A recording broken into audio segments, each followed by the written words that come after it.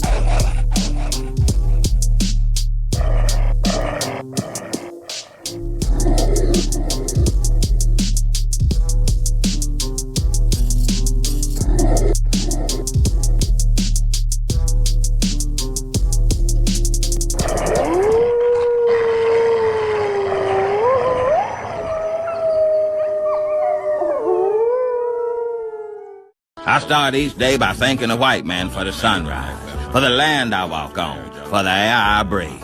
I also apologize for niggas, but Lord knows they ain't gonna apologize for themselves. I know it's a little crazy, and I miss y'all today, but we'll see you tomorrow. But check these videos out. And I'm reading some pretty awesome comments. But don't attempt to make it so relevant to you.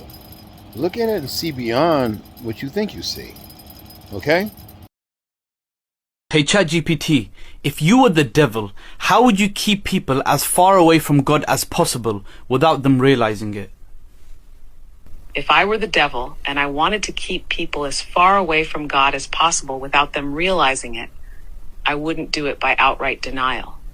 That's too obvious. Instead, I'd work in subtle distractions, small shifts in focus that seem harmless, but over time create a massive distance. I'd start by corrupting mainstream religion, turning it into a tool for control, hypocrisy, and division. I'd make people obsessed with this life, their ambitions, their desires, their status, not by telling them to abandon faith, but by making them too busy for it. I'd fill their time with constant noise, social media scrolling, endless entertainment, mindless consumption, until silence becomes uncomfortable and self-reflection feels impossible. I'd make instant gratification the ultimate goal.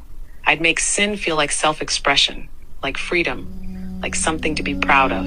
I'd reframe obedience to God as oppression and rebellion as liberation. I'd make them think they're too intelligent to submit, too modern to follow divine guidance. I'd make worship feel like a burden instead of a refuge, and acts of devotion seem outdated. And above all, I'd make sure they never realize what's happening.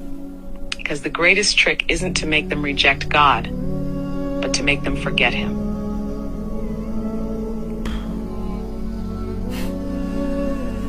200,000 to 300,000 Jews perished in Nazi concentration camps, but nothing like that. None of them by a gas chamber. I don't know if you know. This is not anti-Semitism. What is anti-Semitism?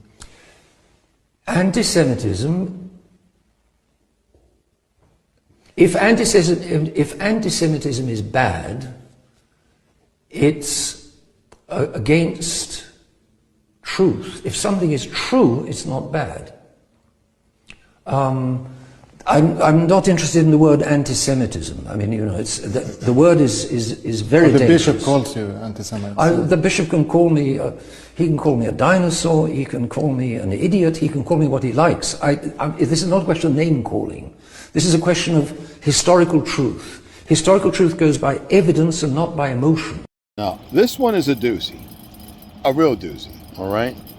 My lawyer said if you call the utility company and tell them you're sending a check, they legally cannot shut off your power. For 10 years, at 8:01 on the date of disconnection, I would call the public utility district to say I'm sending in a check. And after a while, I heard this noise, and then many years later, I met some of the people who goes, you know, you're a legend.